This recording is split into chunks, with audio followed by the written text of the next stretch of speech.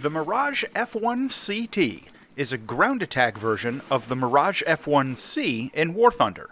Let's check it out.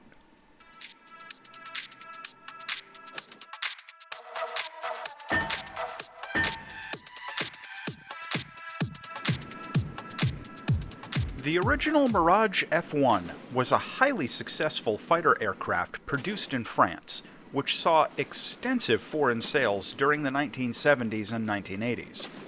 Eventually, France upgraded their basic F1C with a refueling probe to extend its flight endurance. That upgraded version was eventually replaced as an air superiority fighter by the Mirage 2000, so existing airframes were converted into the Mirage F1CT standard and transitioned into a close air support role. The CT featured new avionics, expanded weapon compatibility, better defensive systems, and a laser target designator. This version entered service in the late 1980s, replacing the earlier Delta Wing series Mirage 3s and 5s in the ground attack role for France. What we get in War Thunder is the Mirage F1CT, a jet fighter in rank 7 of the French air tree at battle rating 11.3. The plane's weapon system is centered around the Cyrano 4 MR radar set, which features the MTI lookdown mode and the ACM boresight mode, as well as having a few different range and angle presets. It's generally a good radar set, but it can sometimes have trouble maintaining radar locks at medium range. The plane also gets a full ballistics computer for all of its air-to-ground weapons, and it's worth noting that it only has one DEFA cannon with 135 rounds of ammo. You also get custom loadout options enabled right from the start, with the hardpoints giving some pretty good options for a variety of dedicated air-to-air or multi-role configurations. My main gripe here is that the plane doesn't get any of the laser-guided air-to-ground missiles or bombs that it had in real life, and I'm really not sure why. For air-to-air missiles, you start off with the R550 Magic II. This is an all-aspect infrared missile with 35 Gs of pull and overall amazing performance. The Magic II will be your primary weapon in the majority of air combat, and it's a shame you can only take two of them. Now, the plane also gets both versions of the R530, the semi-active radar and infrared homing variants. These are medium performance missiles, but they can still be useful while grinding upgrades on the plane. The top-end weapon you get is the Super 530F. This is a medium-range, semi-active radar weapon with 30 Gs of pull, a huge warhead, and Mach 4 speed.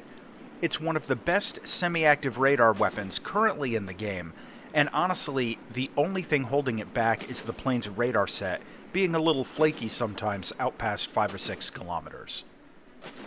The flight performance of the F1CT is pretty good, and it's broadly similar to the regular Mirage F1C. It retains the F1C's agility, but, like the regular F1C, its performance suffers really bad when it's loaded out with a full kit of weapons. Even just taking the Super 530s can have a noticeable impact on its dogfight performance, but generally there are no special caveats with its flight performance compared to the regular Mirage F1C. Taking the F1CT out into air battles gives you good flexibility for flying a strike mission, focusing on air combat, or going multi-role if that's your thing. The usual caveats apply about how air combat performance is going to go in the toilet if you've got a load of bombs hanging off your plane.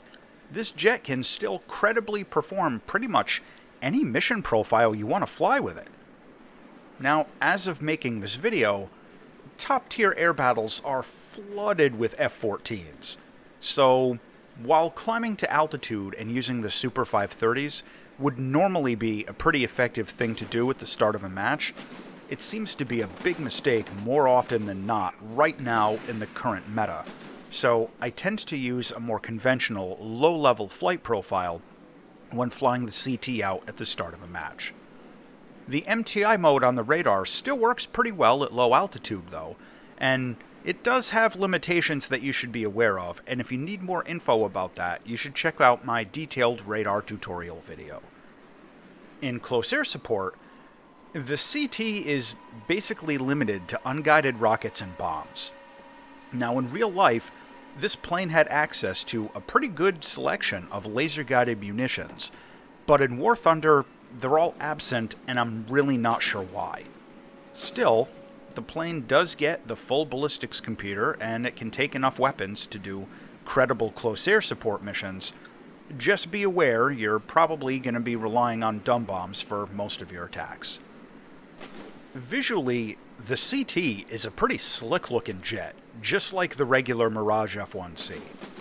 It has a refueling probe and a couple of custom paint jobs, but otherwise it's generally pretty similar looking to its cousin in the fighter line, and overall it's a really good-looking plane. Landing the F1CT is pretty easy, and it can drop gear and flaps at around 400 kilometers an hour, and it gets a landing chute. Generally, there are no special caveats for landing compared to the regular Mirage F1C. The cockpit gives pretty decent forward and side visibility.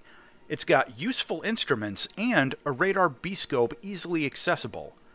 No radar warning receiver though, but overall it's still an okay cockpit. To close out on the Mirage F1CT, this plane has access to some really potent air-to-air missiles, good maneuverability, and a generous supply of countermeasures. However, it only gets one cannon, it doesn't get any of the laser-guided munitions that it's supposed to have, and it can't take missiles on the center-line pylon like the regular F1C can.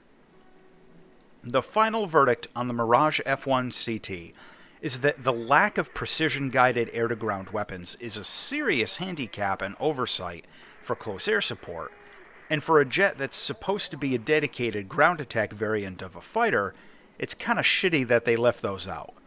If it ever gets them in a future patch, it'll greatly expand the utility of this jet. However, as it is right now, it feels like it's basically a Mirage F1C that can take a few extra bombs, and really, it feels like a downgrade from the Jaguar. As always, thanks for watching.